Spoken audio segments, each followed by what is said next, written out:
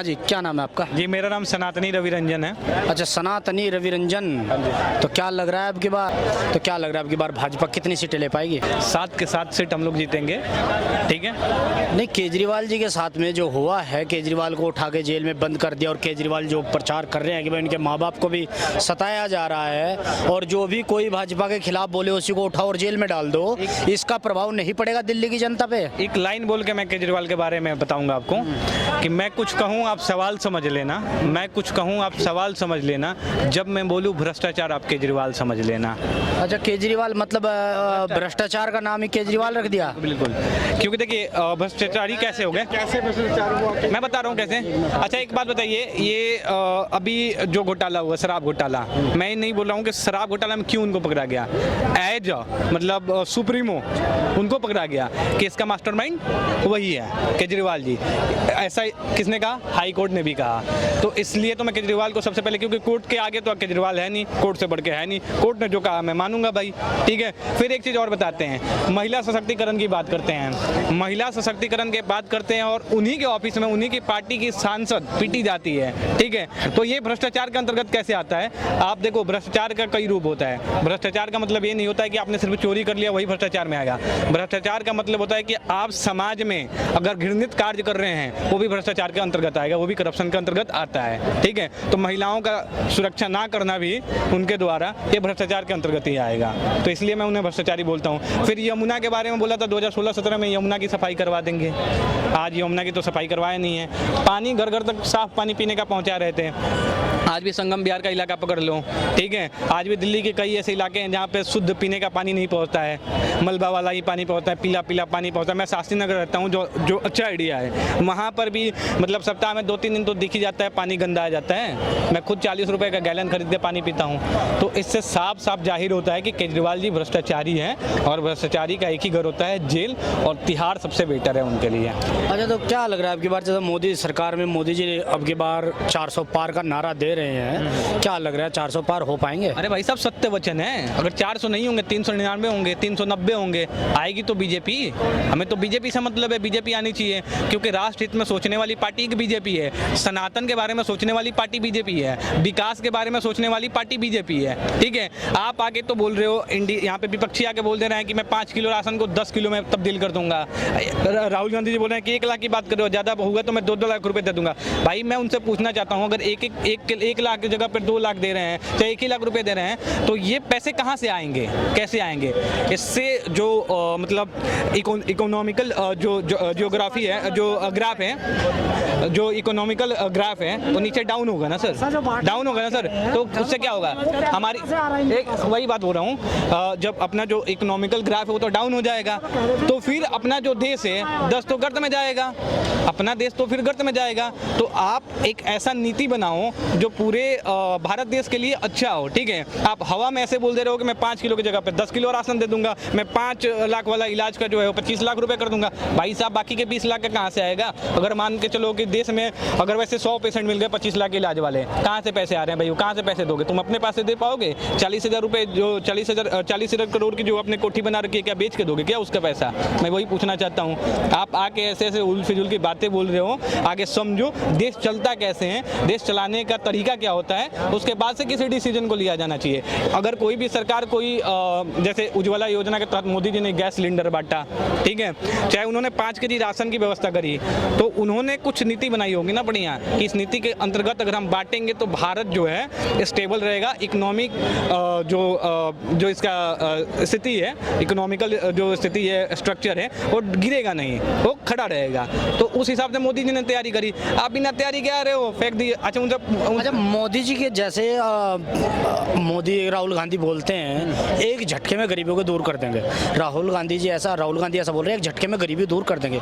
मोदी जी के पास में भी ऐसा कुछ फॉर्मूला है या ऐसी कोई योजना है कि अब की बार 400 पार अगर मोदी सरकार अब की बार आ रही है तो एक झटके में गरीबी गायब? आपके आइए एक मिनट, एक बात बताइए, 60 साल में गरीबी क्यों नहीं दूर हुई? राहुल गांधी नहीं थे ना? राहुल गांधी नहीं थे तो कांग्रेस तो थी, नेता तो उन्हीं के थे। दिमाग तो इनका चल रहा था सोनिया गांधी। बाहर से पढ़ के आए हैं, उनके पास में कोई योजना होगी नहीं। बाहर से पढ़ के आए हैं, मतलब बाहर से क्या पढ़ के आए हैं? बाहर से पढ़ के आए हैं तो वो पक्षियों को भी नौकरी दे सकते हैं, इसका मतलब। अच्छा। खेतों में टाइलें लगा सकते हैं, आटे को लीटर में तोल सकते हैं। सर एक बात हैं, पढ़े लिखे हैं ये। राहुल गांधी को आप बोल रहे हैं कि बाहर से पढ़ के आए हैं तो यहाँ के स्ट्रांग कर देंगे। मोदी तो इंडिया का पढ़ा हुआ है, राहुल गांधी की ऐसी तैसी फेर दिया है। अच्छा, अरे राहुल गांधी, अच्छा आपको तो राहुल गांधी का साथ देना चाहिए। राहुल गांधी जो है बोल रहे हैं कि खटाखट पैसा आएगा। इंडिया में पढ़े हैं वो। राहुल गांधी की पोजीशन क्या है, मोदी की पोजीशन क्या है, बता दीजिए आप। अच्छा, हाँ, पैसा नहीं चाहिए खटाखट। कैसे पैसा खटाखट? राहुल गांधी कह रहे हैं खटाखट पैसा आएगा। अरे भाई खटाखट आप कहाँ से लाएंगे? खटाखट कोई योजनाएं आप पॉलिसी बनाइए जिसके अंदर जिस पॉलिसी में सबको बेनिफिट मिले। आप खटाखट पैसा लाके कहाँ से देंगे? जैसे एमएसपी का जो मुद्दा था, एमएसपी का मुद्दा था, मनमोहन सिंह ने डायरेक्ट मना कर दिया था, एमएसपी हम नहीं दे सकते। अच्छा। क्योंकि देश के ऊपर 10 लाख करोड़ का भार पड़ रहा था, समझे ना। अब राहुल गांधी कहते हैं हम एमएसपी पूरा लागू कर देंगे हर उस पे, तो कैसे हो पाएगा? हाँ जी, हाँ चाचा। तो जो राहुल गांधी जो कह रहे हैं कि भाई सबके अकाउंट में, महिलाओं के अकाउंट में खटाखट पैसा आएगा। खटाखट पैसा नहीं चाहिए क्या? पहले 4 तारीख को सत्ता में आ जाएं। अच्छा, 4 तारीख को सत्ता में आ जाएं। ये खटाखट पैसा नहीं देंगे, ये फटाफट भागेंगे। फटाफट भागेंगे। पैसा नहीं चाहिए खटाखट। हमें चाहिए ही नहीं। अच्छा, क्या मतलब पैसे से एलर्जी है या राहुल गांधी से? हमें देश विरोधियों से एलर्जी है। राहुल गांधी तो देशभक्त है। अभी देखो भारत जोड़ो यात्रा, भारत न्याय यात्रा, कैसी कितनी यात्रा है। अपना परिवार जोड़ लो, मेनका गांधी को जोड़ लो, वरुण गांधी को जोड़ लो, तुम उनका परिवार तो जोड़ नहीं पा रहे। वो तुम्हारे विरोध में है, तुम देश को क्या जोड़ोगे? कौन से अल्फी लेके चल रहे हो? मोहब्बत की दुकान खोलते हैं, मोहब्बत बिकती नहीं है। अच्छा, मोहब्बत होती है, दिल से होती है। वो तो मोहब्बत फैला रहे हैं ना, मोहब्बत का प्रचार कर रहे हैं। मतलब उन्होंने कहा मोहब्बत की दुकान, दुकान में सामान बिकता है, भंडारा नहीं है। अच्छा, हाँ जी, आप बताइए। हाँ जी, वही बात है सर, जो मोहब्बत की दुकान की बात कर रहे थे। हाँ। देखिए हमारे समाज में ना मोहब्बत नाम के, जैसे मैं हिंदू समाज से आता हूँ, मैं सनातनी हूँ, मेरे समाज में प्रेम को माना जाता है। अच्छा। और प्रेम क्या होता है? निस्वार्थ होता है, स्वार्थहीन होता है। ठीक है, तो वैसे प्रेम का हम लोग पूजा करते हैं, वैसे प्रेम को हम लोग मानते हैं। और जो लोग कहते हैं कि मोहब्बत की दुकान खोलने जा रहे हैं, अरे भैया कितने पैसा में खरीदे हो मोहब्बत की, तुम दुकान में बेचने जा रहे हो? हम पूछना चाहते हैं आपसे, पहले मोहब्बत की परिभाषा जान लो, प्यार क्या होता है, प्रेम क्या होता है, इसके बारे में जानो, फिर आप टिप्पणियां करना स्टार्ट करो। आपको नहीं लगता है कि राहुल गांधी मोहब्बत के बारे में जानते हैं? राहुल गांधी नफरत फैलाना जानते हैं। अच्छा, अभी नफरत तो कह रहे हैं कि मोदी फैला रहे हैं। देखिए, तो अभी आपको दे रहे हैं ना उदाहरण, उन्होंने एक अभी स्टेटमेंट दिया था कुछ दिन पहले कि हिंदू धर्म में जो शक्ति है, शक्ति के खिलाफ हमारा युद्ध है। हिंदू धर्म में आप बताइए शक्ति का अर्थ क्या होता है? शक्ति का अर्थ माँ दुर्गा को बोला जाता है शक्ति। ठीक है, आप उस शक्ति के खिलाफ युद्ध लड़ने की बात कर रहे हो, अरे विनाश हो जाएगा सर, आपका विनाश हो जाएगा। ठीक है, हमारे धर्म से खिलवाड़ कर रहे हो, आपका विनाश हो जाएगा। और दिन पर दिन देख लो, आज कांग्रेस की स्थिति ऐसी है कि जैसे गिद्ध विलुप्त हो गए ना, वैसे कांग्रेस विलुप्त हो रही है। और 4 जून के बाद देखना यात्रा निकलेगा, कांग्रेस खोजो यात्रा, विपक्ष खोजो यात्रा। ठीक है, वो तो जो है 5 चरण में ही कह रहे थे कि 5 चरण में ही भाजपा फेल, और हम जो है बहुमत हासिल हमने 5 चरण में ही कर लिया, और भाजपा जो है कुछ भी नहीं कर पाई, 100 सीटें भी नहीं 5 चरण में। देखिए उनसे बोलिए कि चिंता से चतुराई घटे, दुख से घटे शरीर, पाप से घटे धन, कह गए दास कबीर। अच्छा। ठीक है, उनको बोलिए कि इस दोहे का मतलब समझे, ज्यादा चिंता कर रहे हैं, चतुराई तो पहले से है ही नहीं, चतुराई और घट जाएगा भाई का। ठीक है, तो राहुल गांधी से बोलिए अभी चिंता ज्यादा ना ले। 4 तारीख के बाद मैं एक बार निवेदन करना चाहूँगा रतन टाटा जी से कि रतन टाटा जी एक टाटा 407 हमें दिलाइए। 4-5 तारीख को मैं पूरे विपक्ष को बैठा के उस गाड़ी पे, उसके बाद से राहुल गांधी को भी बैठा के पाकिस्तान के रास्ते से इटली छोड़ने जाऊँगा। अच्छा, हाँ जी। पाकिस्तान के रास्ते क्यों छोड़ना चाहोगे? क्या जिंदा नहीं ले जाना चाहते हो? उनके बहुत समर्थक है ना पाकिस्तान में, राहुल गांधी के बहुत समर्थक है पाकिस्तान में, अरविंद केजरीवाल के बहुत समर्थक समर्थक है पाकिस्तान में। यहाँ पे अरविंद केजरीवाल पे सवाल उठता है तो पेट में दर्द होता है पाकिस्तान के। अच्छा। तो ये चीज साफ जाहिर इससे होता है कि सबसे ज्यादा चाहने वाले उन्हें पाकिस्तान में ही मिल जाते हैं। राहुल गांधी से बोलूंगा क्यों इस देश में रह रहे हो भाई, आप वहाँ जाओ, वहाँ से चुनाव लड़ो, शायद वहाँ से प्रधानमंत्री बन जाओ आप, शायद, ये भी कंफर्म नहीं है। यहाँ से कोई उम्मीद नहीं यहाँ है। से तो उम्मीद नहीं है, अभी युगांतर तक उम्मीद नहीं है। 2024 मोदी जी ने कैप्चर कर रखा है, 2029 योगी जी करेंगे, 2034 योगी जी करेंगे, ठीक है, 2039 योगी जी करेंगे, ठीक है, और 2044 की जब बात करते हैं तो उस समय तक कोई और नया हमारा भाई तैयार हो जाएगा जो अपना देख लेगा भाई साहब। मतलब अब जो है एक हुकूमत चलेगी भाजपा की, नहीं, एक हुकूमत भाजपा की नहीं, तानाशाही कहते हैं, वो तानाशाही अब खुल के चलेगी। एक मिनट, नहीं, एक हुकूमत की बात कर रहे हैं। मैं ऐसे हुकूमत को क्यों नहीं लाऊं जो सर्व धर्म को एक समान समझे। आप कह रहे हो सर्व धर्म को एक सम्मान का, और विपक्ष आरोप लगाता है कि सिर्फ एक धर्म को लेकर चल रही है। मोदी जी अगर एक हाथ में लैपटॉप लेते हैं तो एक हाथ में कुरान भी लेते हैं। मुसलमानों को जो रामचरितमानस कहाँ है फिर? ये बता रहा हूँ ना, रामचरितमानस उनका दिल में है, पूरा राम ही उनके दिल में है। अच्छा। पूरा उनका शरीर के रोम रोम में राम बसे हैं भैया। अच्छा। मोदी जी के शरीर के पूरे रोम रोम में राम बसे हैं, पूरा रोम रोम सनातन से प्रेरित है उनका, ठीक है। और बात करते हैं, आपने बोला जैसे मोदी जी के बारे में, मोदी जी कैसे करते हैं बता रहा हूँ। कोई भी योजनाएं बताओ जहाँ पे मुस्लिमों को बोला गया हो कि भैया आपको नहीं मिलेगा। आप उज्ज्वला योजना के तहत सलमा को भी सिलेंडर मिला होगा, ठीक है। फिर आप उठा लो ये आयुष्मान कार्ड योजना जो था हॉस्पिटल वाला, इसके तहत अगर पंकज इलाज कराने जाता तो पंकज को भी इलाज करने के लिए मिला होगा, रहीम को भी इलाज करने के लिए मिला होगा। ऐसा नहीं कि उनको बोला गया होगा भैया आप मुसलमान हो, आपको इलाज नहीं करवाना है, यहाँ पे आपका नहीं चलेगा कार्ड, ऐसा कुछ तो नहीं है। इंफ्रास्ट्रक्चर में सड़कें बनी हैं तो सड़कों पे आपने देखा होगा कि मुसलमान भी चलते होंगे, हिंदू भी चलते होंगे, सिख भी चलते होंगे, ईसाई भी चलते होंगे, मतलब सारी कौमें चलती हैं। तो ये साफ साफ दर्शाता है सबका साथ सबका विश्वास। मोदी जी इस नारे के साथ आगे बढ़ रहे हैं और बहुत बढ़िया है, ये पूरे राष्ट्र हित में सोच रहे हैं मोदी जी, इसलिए मोदी जी को हम बार बार लाना चाहते हैं। यहाँ से निकलिएगा शास्त्री नगर पहुंचिएगा, शास्त्री नगर से एक भरत नगर जगह पड़ता है, वहाँ पे पड़ता है दीपचंद बंधु अस्पताल।